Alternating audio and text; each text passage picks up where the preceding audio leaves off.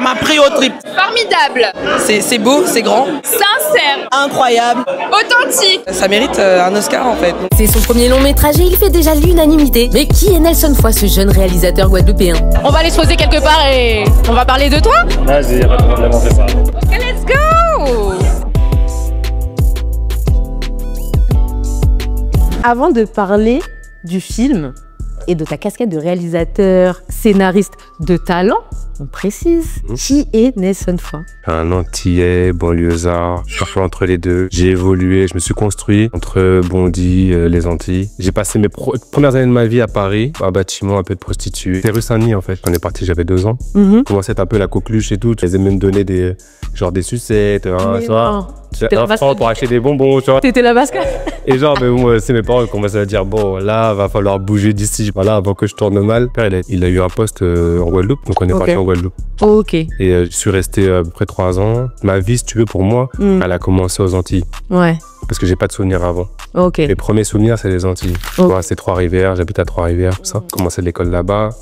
Quand je suis parti, c'était dur pour moi. Ok. Bah, tu m'étonnes, déracinement en fait. Ouais, voilà, un peu, un peu, ça a été dur le retour. Enfin, le retour. Pour moi, c'était un aller, quoi. Et ensuite, on est revenu à Bondy. Du coup, toute mon enfance, mon adolescence et tout, j'ai fait que de rêver des Antilles. J'y allais tous les ans. Tu vois, on y allait. J'ai plus de famille là-bas qu'à Paris et tout. Mais je faisais que de ça, quoi. Je pensais qu'à ça tout le temps. Et donc, quand j'ai raté mon bac, à Bondy, je voulais pas me retrouver tout seul, mes potes ils partaient et tout ça. Je me suis dit c'est pas grave et tout, je pars chez ma grand-mère, j'ai passé le bac là-bas, partir à Sainte-Anne. J'ai passé le bac à Sainte-Anne, c'est là que je l'ai eu. Puis je suis revenu ici, j'ai vraiment fait des allers-retours. En gros, on va dire, j'ai un quart de ma vie aux Antilles, 3 quarts en banlieue. Quels étaient tes rêves de base? Mes rêves c'était le sport quand j'étais jeune, parce que on faisait beaucoup d'athlètes dans la famille. Ok. Et donc tout ce qui était JO, championnat du monde, c'était un événement un peu. Tout le monde était devant la télé pour la finale du 100 mètres et tout, tout le monde était en train de sauter. Je me rappelle qu'un jour Carl Lewis a perdu. Ouais. Et moi c'était mon héros et tout. À cette époque-là. Et quand il perd et tout, mes parents ils me trouvent plus dans la maison. Et j'étais petit, hein, genre à 5 ans. Ils me cherchent partout et ils me retrouvent dans la rue et tout. J'étais en train de courir, faire des allers-retours et mon père il me dit mais il dit qu'est-ce que tu fais tout ça. Et moi il dit ouais je m'entraîne pour venger Carl Lewis. Mais non.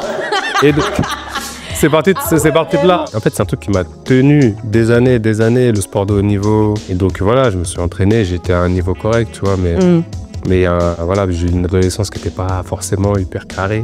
Ok. Tu vois. Et puis pour devenir sportif de haut niveau, il faut une discipline. C'est ça, exactement. S'il y avait des choses qui te distrayaient un petit peu. Je partais dans tous les sens. Et je partais dans tous les sens avec aussi la musique. Je faisais de la musique, j'avais un groupe de rap aussi. Ouais. Mais non, t'es rappeur. Ouais, bah c'est un passé que j'assume pas des masses. Oh, écoute, on assume tout. Et là, ça t'a construit aussi. Ça m'a construit aussi, c'est vrai. Mais j'ai fait de la musique, j'ai fait de la batterie pendant beaucoup d'années. Après, j'ai fait du piano, j'ai fait plein de choses, tu vois. J'ai fait du graphe aussi, j'avais un groupe de graphe aussi.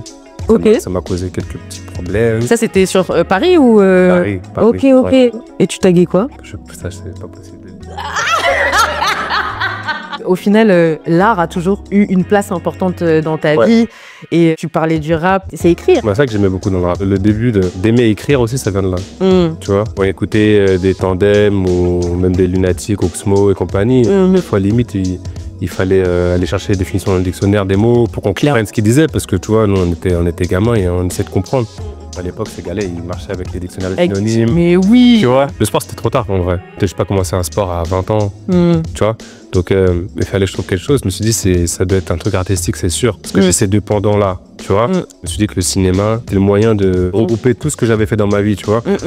C'est-à-dire la photo, une série comique avec son meilleur ami, un BTS audiovisuel où il apprend la technique, puis il a réalisé des clips et a même travaillé avec Mac Taylor. Mais les standards baissaient, les tarifs aussi, sans oublier le fait que... J'arrête de lui manger tout. Chris, voilà, c'est un très très bon gars, j'aime beaucoup. C'était compliqué, je me suis dit, c'est pas là qu'elle m'a plus-value. T'as pas senti à ce moment-là que t'étais forcément dans ta zone même d'excellence ou... Ouais, c'est ça. Ouais. Et donc j'ai commencé à écrire. T'as eu un mentor ou t'as pu te rapprocher de certaines personnes? J'ai Zan Palsy, que j'ai rencontré et qui m'avait conseillé au départ sur ne serait-ce que la mise en page. Un scénario, le cinéma, c'est une mise en page particulière.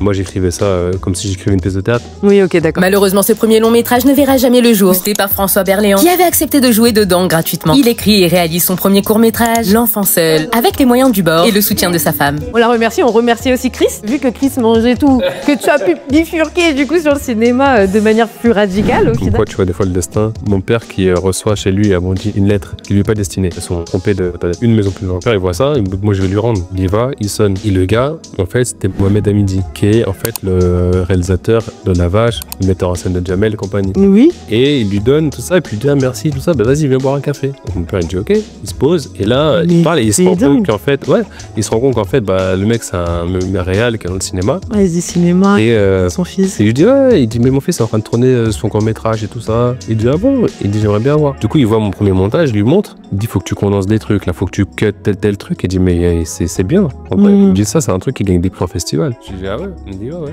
Et, Wow, ah ouais. et après ça a été un peu mon grand frère cinéma. Incroyable. Jusqu'après bah je pars aux Antilles. Mohamed il me dit ouais tu vas voir là-bas mais tu vas rien faire. J'ai dit ouais mais moi je peux plus être là. Il y a un truc je suis obligé de partir. C'était quand ça? 2017. Ok. J'ai un Pointe-à-Pitre et j'écris Timouna, le court-métrage. Issu Zayan. J'ai répondu à un appel à projet de la région et de Canal+, Caraïbes, Ok. que j'ai gagné. Ce film, je lui ramène parce que j'aime bien qu'il me donne ses conseils sur le montage. Et quand il regarde le truc, il me dit bon là, il commence à y avoir du niveau.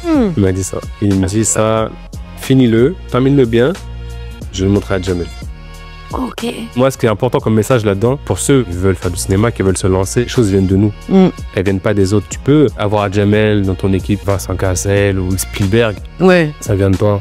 À moins que vraiment tu sois le fils de quelqu'un, et encore, tu feras pas long feu. Ouais, il y aura des limites. Il y aura des limites à ça. Et moi, c'est ça que j'aime aussi dans le sport, par exemple, c'est le mérite. Il y a un premier, un deuxième, un troisième. Et tu peux pas parler sur le mec qui est devant toi, il est devant toi.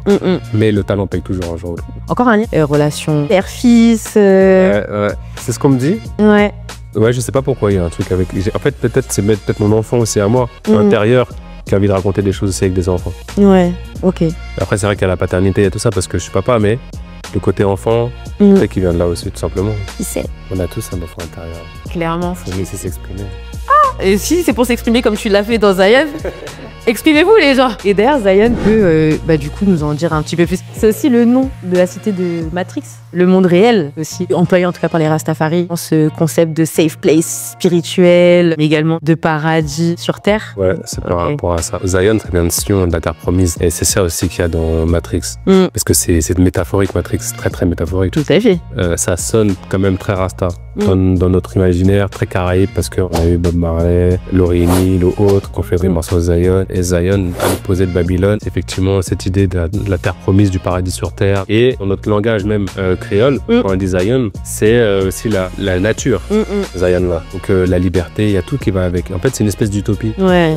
C'est pour ça que je l'appelais comme ça, pour marquer un peu ce côté de l'idée qu'on a des Antilles, comme étant un paradis sur terre. Parce que il fait beau, il y a la plage, il y a la nature, c'est beau, etc. Et la réalité sociale qui finalement s'apparente pas trop au paradis.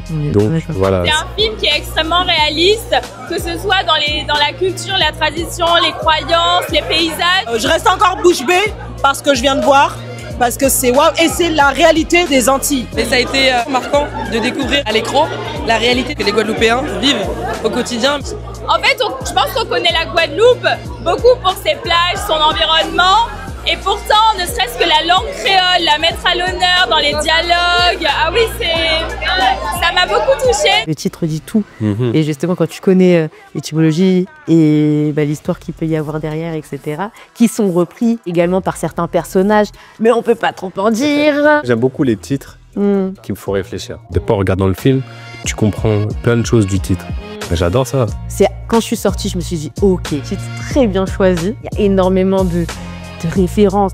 Et il y a des choses qui ont été dénoncées dans ce film et je trouve que c'était ultra pertinent du début jusqu'à la fin. Je trouve qu'on s'interroge pas assez sur ces réalités-là et je trouve que le film le met bien en valeur, même de manière subtile. Mais on peut pas trop en dire. Le film, il est vrai, il est pur, il y a vraiment un beau message. tout au long du film, pas seulement à la fin. Tu sais, tu te dis peut-être à la fin tu vas avoir la moralité, mais en fait non, c'est pendant tout le film il y a un message. Moi j'ai même pas pu toutes les relever, c'est pour ça que je me dis il faut le voir plusieurs fois ce film en fait. Le voir plusieurs fois. C'est ça. Et aller le voir en salle. C'est important de le préciser, déjà parce que pour faire exister notre cinéma aussi. Allez voir le film Zion au cinéma. Bon, même si je sais que le cinéma ça coûte un bras maintenant, mais c'est important d'aller voir ce genre de film, de soutenir, que ça fasse des entrées au box-office, que ça fasse du bruit, et pour que ce soit dans plus de salles. Là de ça, c'est une expérience en vrai.